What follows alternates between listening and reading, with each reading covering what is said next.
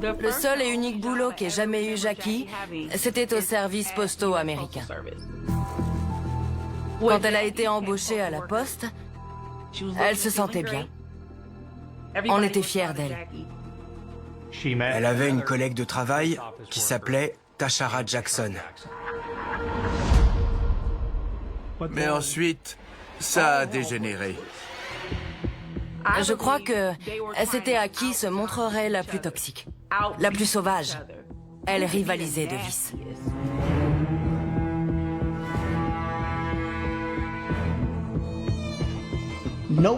Personne ne mesurait le degré de violence de ce conflit. J'ai vu quelqu'un se ruer sur elle. C'est arrivé très vite. Elle hurlait « Donnez-moi mon arme !» Police de Newport News. Il y a une altercation et quelqu'un s'est fait tirer dessus. On n'aurait jamais dû en arriver là. Comment vous êtes passé d'une liaison extra-conjugale à un meurtre? Vous pouvez m'expliquer?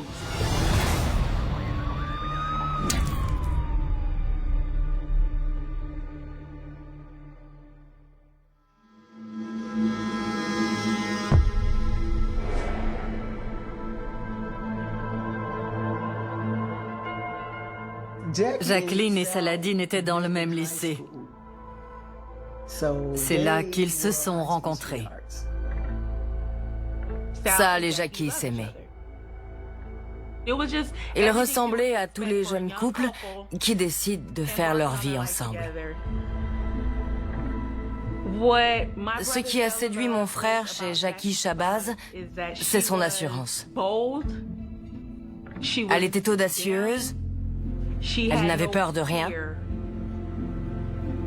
C'était quelqu'un d'indépendant et d'impulsif, qui n'en faisait qu'à sa tête. Elle a toujours eu un tempérament explosif. Ils avaient tous les deux traversé des moments difficiles. Et je pense qu'elle comptait sur cette relation pour l'aider à devenir plus stable. C'était une de ces femmes qu'on a envie d'aider. Et mon fils était du genre à vouloir aider tout le monde. Jackie est tombée enceinte en 2008. Et elle a eu une magnifique petite fille. Un jour, il nous a annoncé qu'il allait épouser Jackie et s'engager dans l'armée pour subvenir à leurs besoins. On lui a demandé s'il était sûr de son choix et il a répondu « Oui, je suis sûr ». Ils se sont mariés.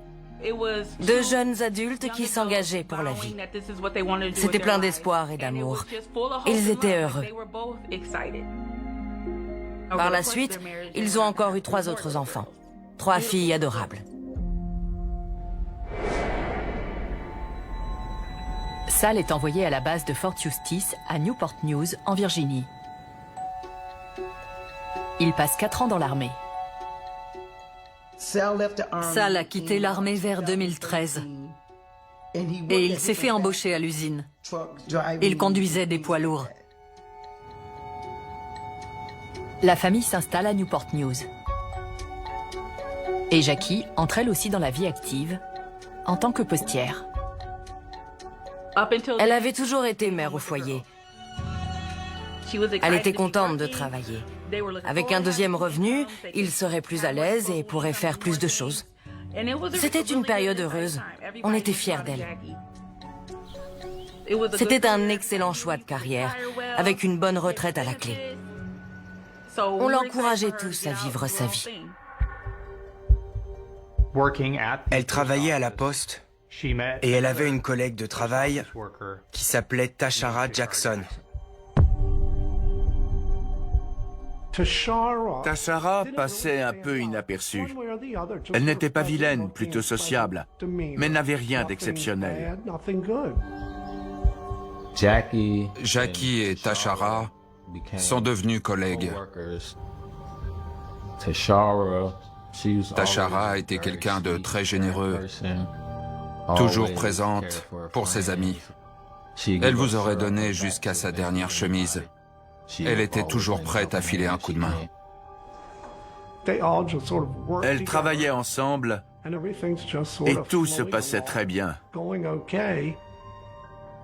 Jackie s'était mise au sport. Elle avait beaucoup maigri. Elle se sentait bien. La jeune femme flirte avec un de ses collègues, Chris Carter. C'est le début d'un jeu dangereux. Jackie et Chris passaient beaucoup de temps ensemble. Ils ont commencé à se voir en dehors du travail et ils se sont peu à peu rapprochés. Ils déjeunaient ensemble, ils allaient boire un verre après le travail. Newport News est une petite ville, tout le monde sait ce que vous faites et avec qui vous le faites. Chris Carter était le mari de la meilleure amie de Tashara Jackson. La rumeur n'a pas tardé à se répandre au sein des services postaux. Tout le monde était au courant. Et bien sûr, c'est arrivé aux oreilles de Tashara.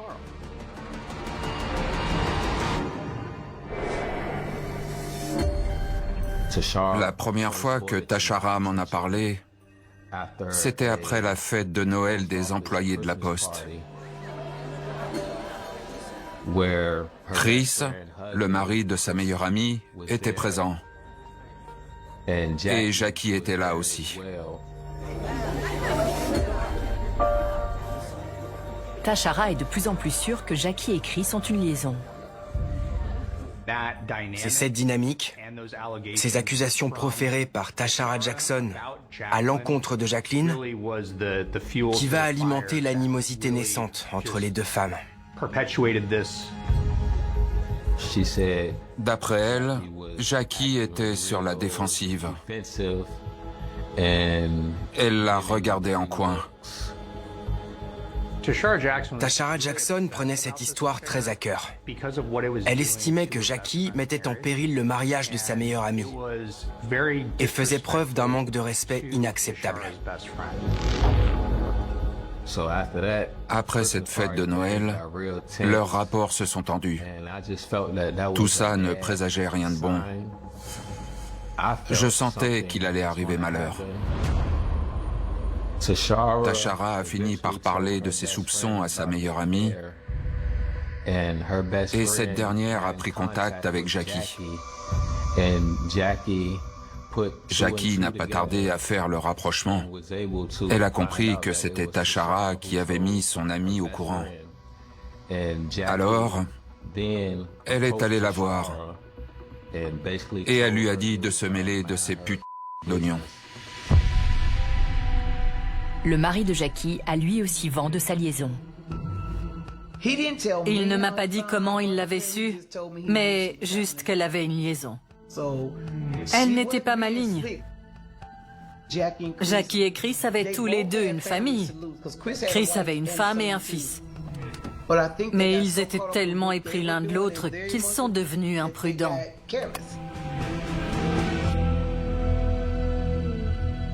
Sal fait le choix de rester avec Jackie pour le bien de sa famille.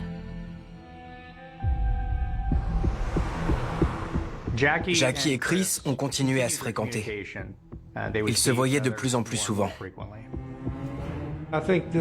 Cette liaison a été le catalyseur de leur ressentiment. Ça a été le point de départ de la dispute. Et ensuite, ça n'a fait que s'aggraver.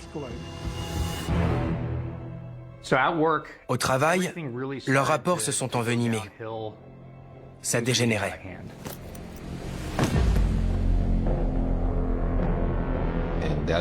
C'est à ce moment-là qu'elles ont commencé à s'accrocher en public. Un jour, elles se sont disputées. Elles ont échangé des insultes et proféré des menaces. Tashara affirme que quelqu'un sabote sa tournée.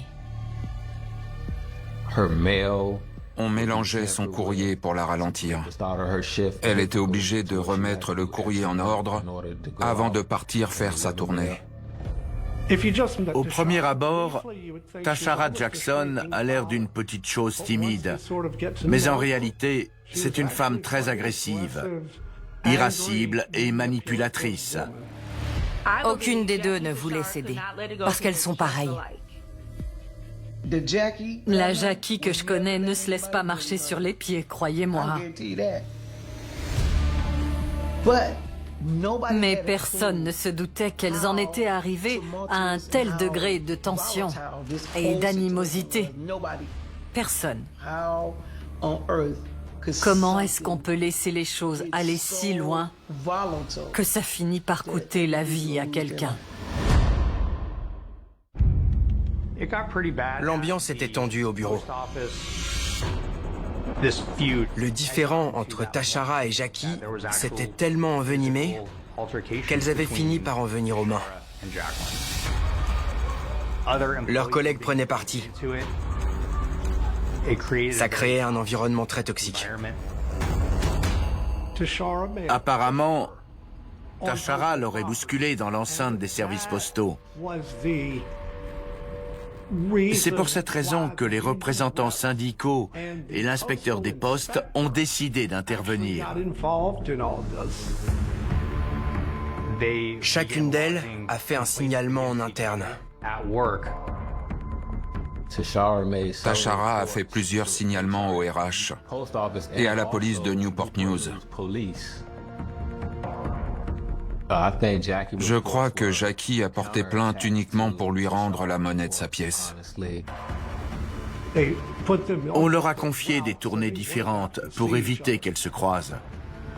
C'était une manière de les séparer. Mais la situation semblait insoluble. Jackie n'avait pas l'intention de démissionner. Tashara supporte mal la pression. Après ce qu'il s'était passé au travail, Tashara voulait prendre un nouveau départ. Elle a appris qu'un poste s'était libéré en Floride et elle a demandé à être transférée. C'était la seule manière pour elle d'échapper à une situation stressante. Jackie est du genre à viser la jugulaire. Elle est sans pitié. Je pense que Tashara avait littéralement peur d'elle. Au stade où on en était, il fallait que quelqu'un parte. Pendant que Tashara organise son départ, Jackie se prépare elle aussi à voyager. Au début du mois d'avril, Sal m'a annoncé qu'il emmenait Jackie à Vegas pour son anniversaire. La veille du vol pour Vegas, Jackie a décidé d'aller se faire une manucure. Peu après avoir signalé sa présence au salon sur son mur Facebook, elle a vu débarquer Tashara Jackson. Jackie était en train de partir quand elle est arrivée. D'après Tashara, Jackie voulait qu'elle sorte se battre avec elle à l'extérieur. Elle a refusé. Et Jackie a fini par s'en aller. Alors que Tashara attendait son tour, une cliente est entrée dans le salon et lui a demandé si c'était sa voiture qui était garée dehors. Tashara a acquiescé.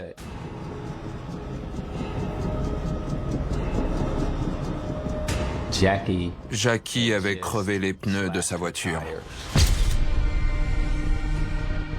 Les deux femmes en étaient arrivées au point où elles s'attaquaient physiquement au bien de l'autre. Et leur vendetta s'est brutalement accélérée. Désormais, c'était œil pour œil, dent pour dent.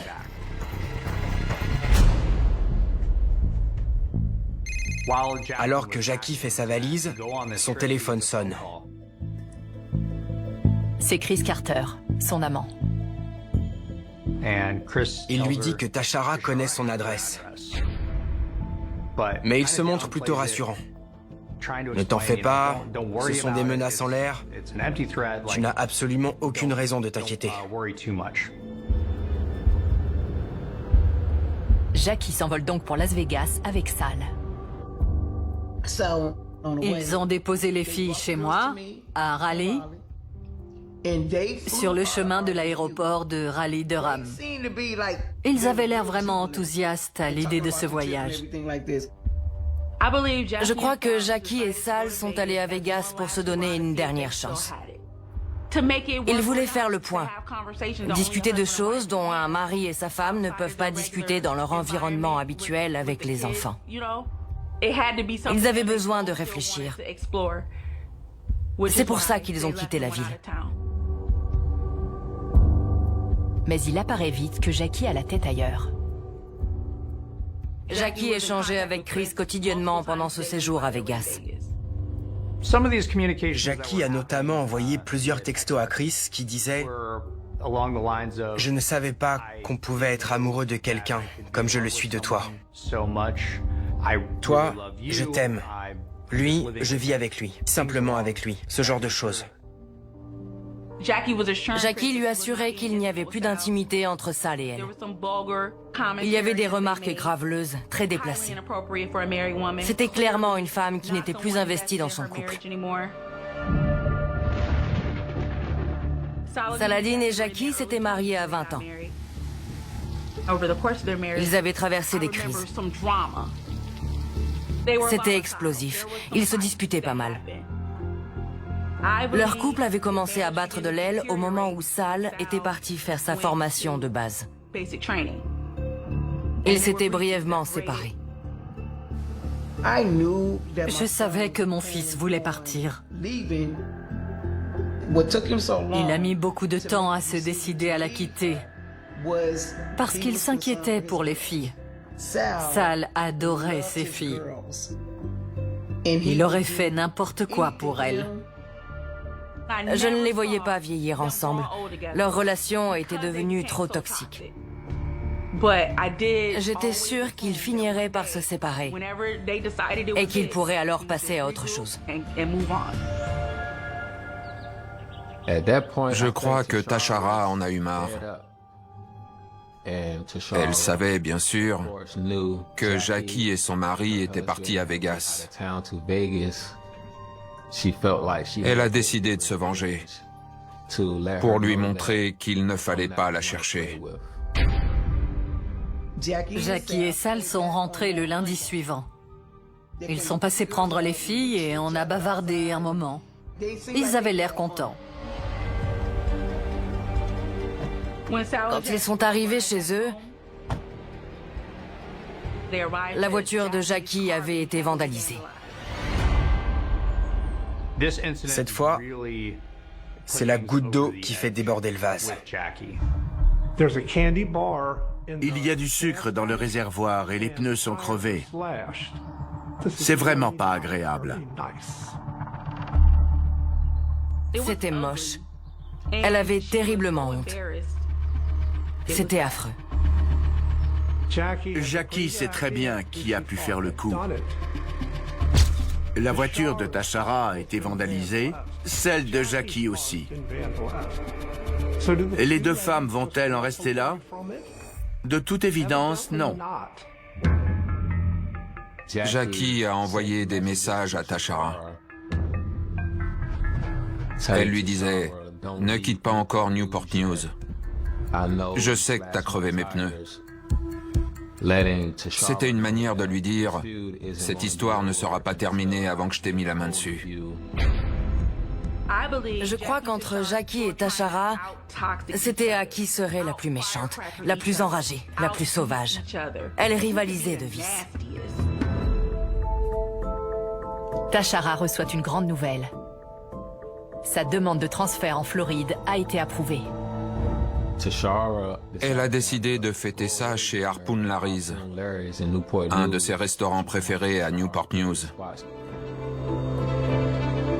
Chris Carter parle de ce dîner à Jackie. Lorsqu'elle apprend qu'il va y avoir une fête, Jackie élabore un plan pour pouvoir se venger. Elle convainc Sal, son mari, de l'accompagner.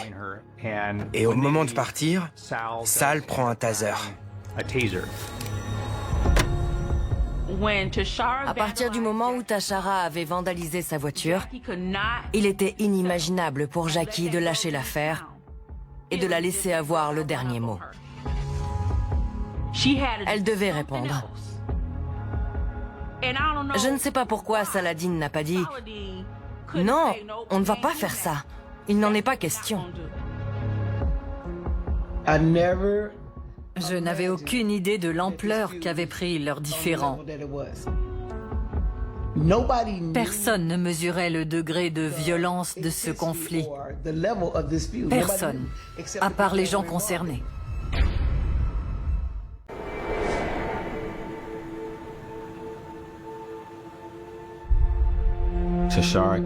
Tashara est passée me chercher en voiture pour m'emmener chez Harpoon Lariz.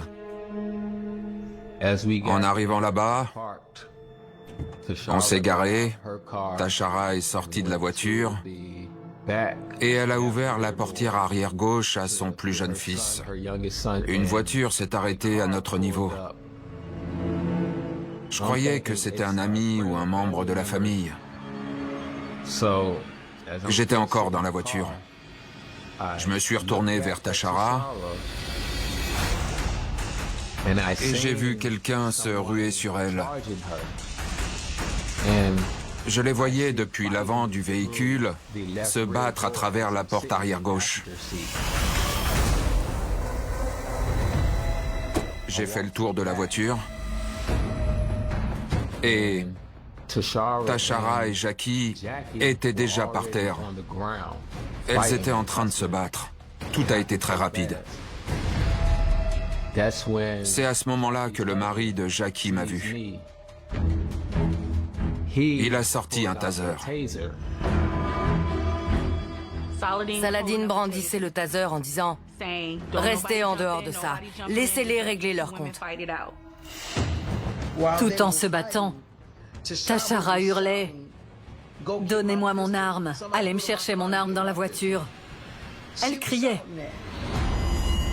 Elle voulait récupérer son arme pour se débarrasser de Jackie, qui était en train de lui mettre une raclée. Le mari de Jackie a voulu me mettre un coup de taser, mais je me suis écarté. J'essayais de la tirer vers moi pour l'éloigner de Jackie et Tashara, qui se battaient par terre. Je pense que Jackie a fini par comprendre qu'elle n'aurait pas le dessus. Elle s'est relevée d'un coup pendant que son mari sautait dans la voiture. Elle a couru jusqu'au siège passager et ils ont filé. Ça n'a duré qu'1 minute, mais c'est très long quand on se bat. On était tous très choqués.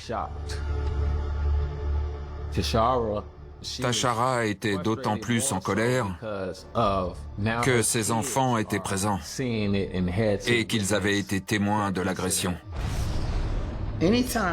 Quand on en arrive à vandaliser la voiture de quelqu'un, à l'agresser en public, ça devient vraiment grave. Non seulement Jackie voulait se battre avec Tashara, mais elle voulait se battre avec elle devant sa famille, pour l'humilier au maximum. Ça a peut-être fait sauter une digue chez Tashara. Elle ne pouvait plus se contrôler. Et elle est allée encore plus loin. Après son altercation avec Jackie devant le Harpoon, Tashara a à peine touché à son assiette. Elle n'a rien voulu boire. Elle était encore sous le choc. Elle avait honte. Elle était folle de rage. Elle n'avait même plus envie d'être là. Mais les gens étaient venus pour elle. Et elle ne voulait pas partir comme une voleuse, alors qu'elle prenait la route pour la Floride le lendemain matin. Elle ne se met pas facilement en colère. Mais là, elle commençait à être sérieusement agacée. Elle était déterminée à se venger. Après s'être battue avec Tashara, Jackie décide de mettre ses filles en sûreté. Les enfants et elle sont allés passer la nuit à l'hôtel. Je pense que Jackie avait peur qu'il vienne. Elle savait qu'il n'en resterait pas là. Sal rejoint sa famille à l'hôtel. Il y passe un certain temps. Plus tard, il a décidé de rentrer parce qu'il devait se lever tôt pour le boulot. Elle lui a demandé de rester. Elle voulait qu'il dorme à l'hôtel. Mais il a refusé. On ne m'empêchera pas de dormir dans ma propre maison.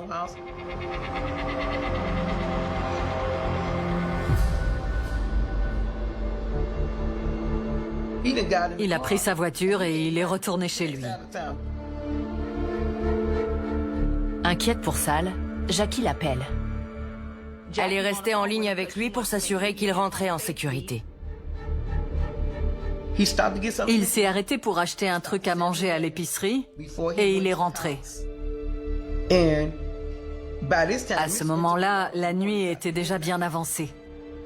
Il s'est allongé sur le canapé. Il était au téléphone avec Jackie.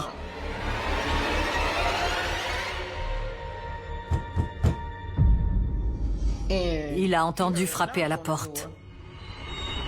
Il a dit « Il y a quelqu'un à la porte ». Elle l'a supplié de ne pas ouvrir. Elle lui a dit « On ne vient pas chez les gens à 2 heures du matin ». Mais il ne l'a pas écouté.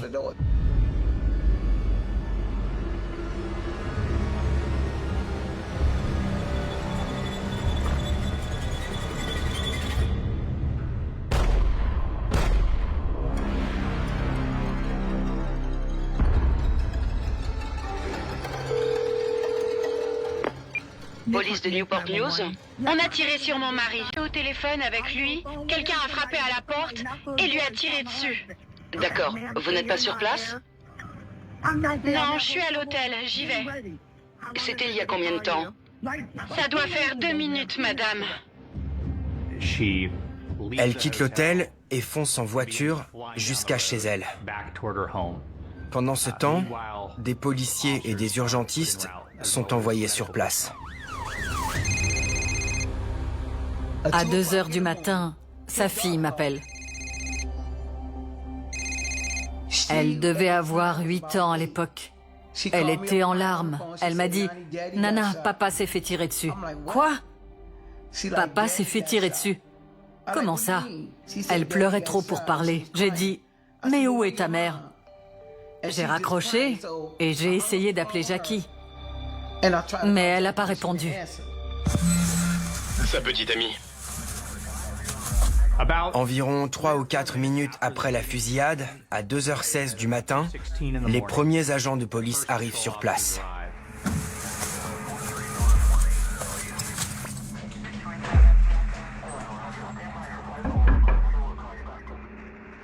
Ils essayent d'ouvrir la porte.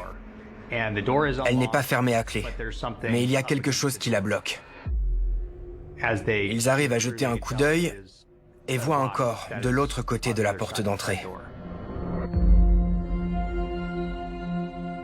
Lorsque Jackie arrive, elle est hystérique. Les policiers l'éloignent.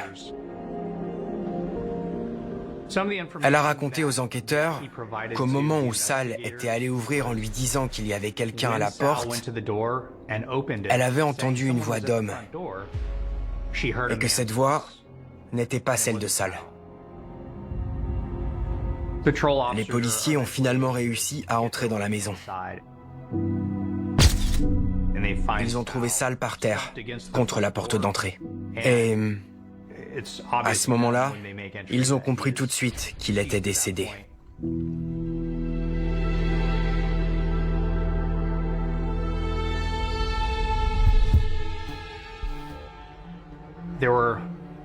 Ils ont retrouvé des douilles dans l'entrée. Il y avait du sang autour de lui et son téléphone à côté. Il l'avait à la main en ouvrant la porte. Jackie les voit sortir avec le brancard. Et elle disjoncte. Elle se met à crier son nom parce qu'elle vient de comprendre qu'il n'est plus là. Jackie m'a appelé en pleurant. Elle hurlait. Martha, ils ont tiré sur mon mari. Ils ont tué mon mari. Ils ont tué mon mari. Un peu plus tard, j'ai eu ma mère au téléphone. Je l'entendais pousser des gémissements de douleur horribles. C'est quelque chose que je vous souhaite de ne jamais entendre. Aucune mère ne mérite de recevoir ce genre d'appel. Mais ça m'est arrivé. J'ai demandé à Dieu, Seigneur, pourquoi ce n'est pas moi? Prenez-moi, pas mes enfants.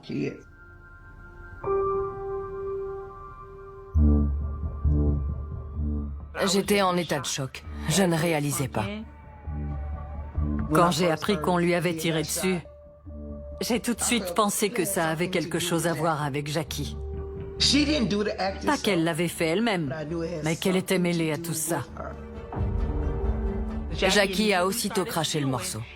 Elle nous a parlé de la dispute, de la voiture vandalisée, de la bagarre devant chez Harpoon Larry's et de Tashara hurlant « Donnez-moi mon arme !» Jackie et Tashara étaient en pleine surenchère. Les enquêteurs s'intéressent à l'emploi du temps de Jackie et de Tashara au moment du meurtre de Sal. J'ai aidé la brigade criminelle à éplucher les relevés téléphoniques. Il fallait qu'on trouve des éléments susceptibles de faire avancer l'enquête. Dès que j'ai reçu les données téléphoniques de Tashara, j'ai commencé à les analyser. Certaines choses dans son comportement ont éveillé mes soupçons. Des choses qu'elle n'avait aucune raison de faire si elle n'y était pas mêlée. La police découvre que le téléphone de Tashara Jackson a été éteint le soir du meurtre. Le lendemain, la jeune femme a changé de numéro. Si elle était impliquée, la voix que Jackie avait entendue à la porte n'était pas une voix de femme, mais une voix d'homme. Il y avait donc forcément quelqu'un avec qui Tashara était en communication.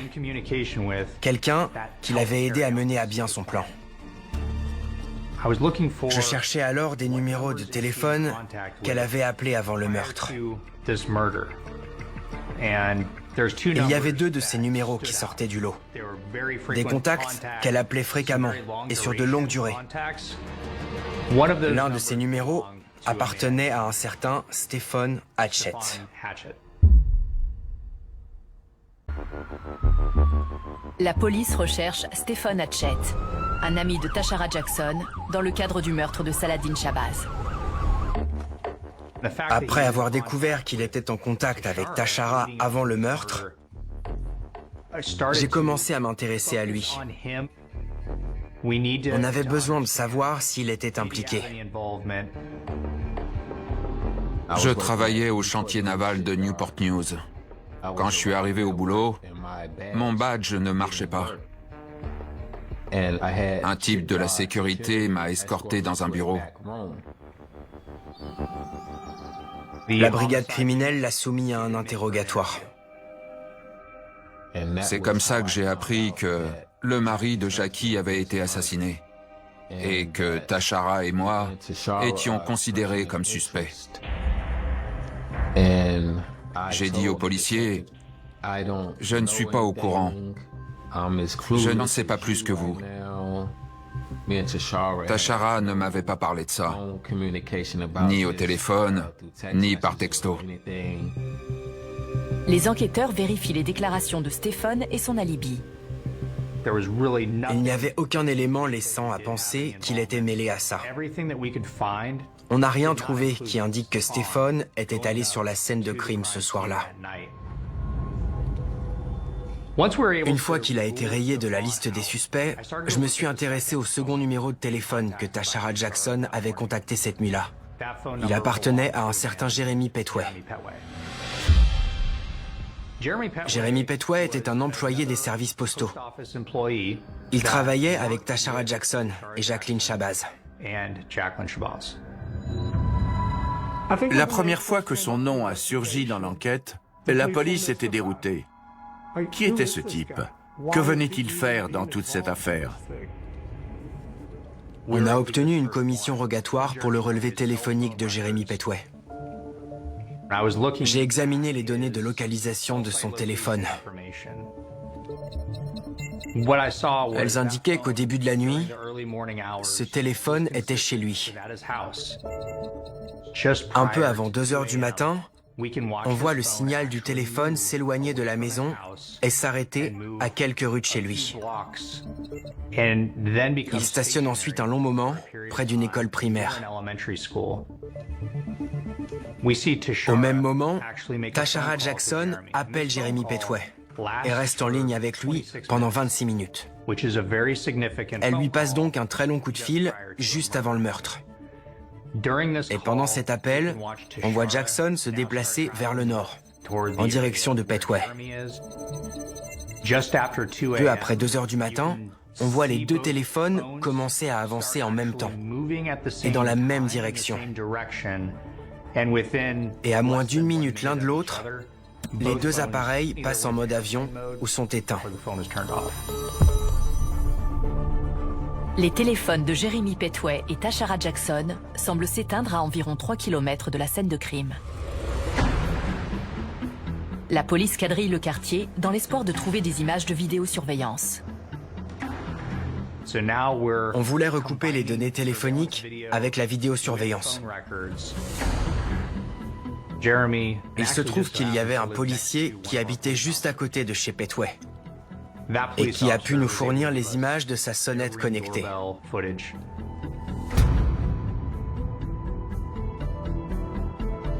On voit un individu quitter la maison de Jeremy Petway et passer devant chez le policier peu avant l'homicide. Alors, on peut suivre ses mouvements jusqu'au moment où il est filmé par la caméra de surveillance de l'école primaire. Tashara Jackson traverse plusieurs carrefours très fréquentés. Elle les fréquente à des heures très précises. Or, notre ville dispose d'un bon système de surveillance vidéo de la circulation.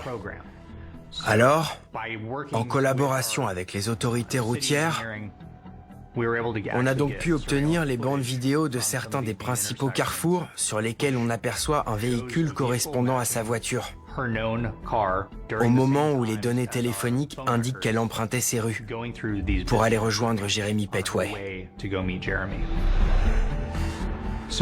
On peut donc retracer le trajet de ce véhicule. Il n'y a pas énormément de circulation, si bien qu'il est relativement aisé de le suivre d'un point à l'autre. Et il s'avère que les images corroborent les données téléphoniques. Les enquêteurs savent que Petway est resté au téléphone avec Jackson tout au long du trajet. Ils épluchent les images de vidéosurveillance.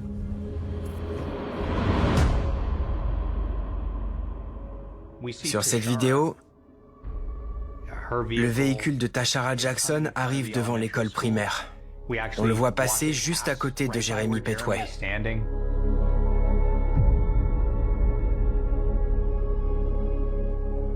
La voiture fait demi-tour. Elle s'arrête au niveau d'un homme dont on pense qu'il s'agit de Petway, juste devant l'école. L'individu se dirige vers la voiture et dès que la portière s'ouvre, l'appel téléphonique est interrompu. Après avoir vu les mouvements de Jeremy Petway et de Tashara Jackson, j'étais à peu près certain que Jeremy Petway était effectivement notre second suspect. À ce stade, on avait assez d'éléments pour effectuer une perquisition au domicile de Petway. La fouille n'a rien donné. Mais notre principal objectif était de secouer le cocotier pour pousser Tashara et Jeremy à communiquer.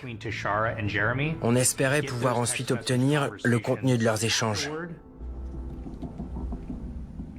Sur les relevés, Petway dit à Tashara « Ils sont venus chez moi ». Elle lui demande « Ils ont trouvé quelque chose ?» Et il répond « Non, je suis pas idiot au point de garder des preuves chez moi ».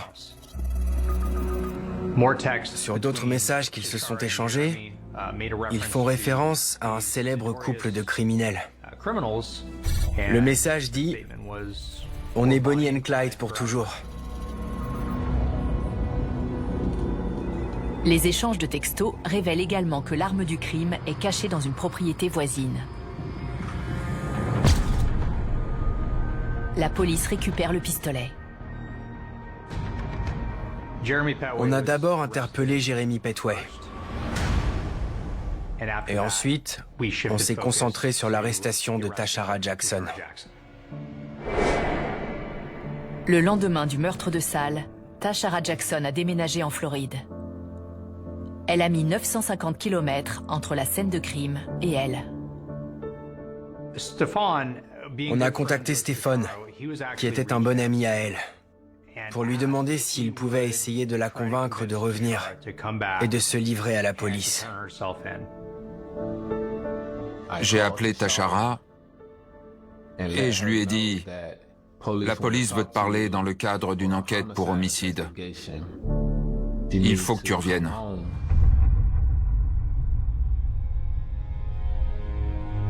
Trois semaines après le meurtre, la jeune femme rentre en Virginie. Elle est aussitôt arrêtée et mise en examen. Tashara Jackson et Jeremy Petway sont jugés et condamnés pour l'assassinat de Saladin Shabazz. Ils écopent chacun de 39 ans d'emprisonnement. Depuis, Jackson et Petway ont tous les deux fait appel du verdict. Cette peine me semble être juste. Je crois que c'est l'âge qu'avait Sal Shabazz au moment de son meurtre. La vraie question, c'est de savoir si les proches estiment que c'est une peine suffisante pour la perte d'un membre de la famille. Une fois en possession de tous les éléments, après avoir fini de lire le dossier, le juge a dit que c'était un des crimes les plus odieux qui lui avait été donné de voir en 19 ans de carrière. Il lui a demandé de se lever. Elle s'est levée et il a dit « Avez-vous un verdict ?» Elle a répondu « Coupable ». Je répétais en boucle « Merci Jésus, merci Jésus ». Je ne pouvais rien dire d'autre. On ne sautait pas de joie, mais on s'est tous sentis soulagés le jour où elle a été reconnue coupable. Jackie Shabazz n'a été poursuivie ni dans le cadre du différend, ni pour le meurtre de son mari. Je suis convaincu que toute cette tragédie aurait tout à fait pu être évitée. Je ne pense pas que Jeremy et Tashara visaient Saladin. Ils ont pris pour cible la première personne qui a ouvert la porte. On ne pourra jamais obtenir justice. Rien ne pourra jamais combler ce trou dans le cœur de ces enfants. Ça fait 2 ans maintenant, et je ne saurais vous dire à quel point mon fils me manque. Mais je lui rends hommage tous les jours. Son souvenir vit à travers ses enfants. Je prie pour tous les gens qui se retrouvent dans cette situation. Tous. C'est très simple. Laissez tomber. Ça n'en vaut pas la peine. Si vous ne le faites pas pour vous-même, faites-le pour ceux que vous aimez. Il y a des choses qu'on ne peut pas reprendre. Alors réfléchissez. Réfléchissez bien avant d'agir. Voilà mon conseil. Laissez tomber.